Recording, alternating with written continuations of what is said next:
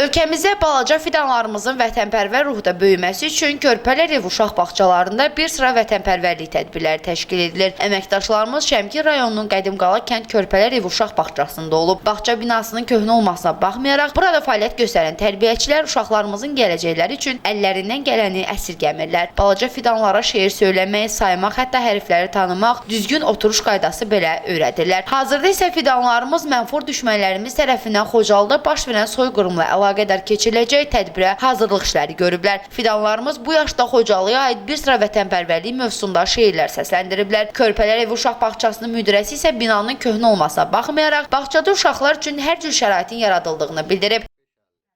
Tuz bastılar yarama, layla Xocalım layla. Düşdüm güllər borana, layla Xocalım layla. Məmmədi kim çağırdı, göydən ölüm yağırdı. Dillə demək ağırdı, layla Xocalım layla. Bağçamız 3 qrupdan ibarətdir. Davamiyyətimiz olduqca yaxşıdır.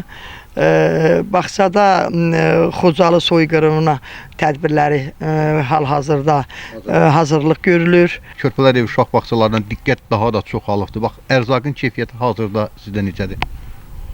Çox əla. Keyfiyyət çox əladır. Uşaqlarımız normal qida ilə qidalanırlar. Yaxşı. Kamran Əskiparalı, Sənan İsmailov, Səs TV xəbər, Şəmkir, Qədimqala.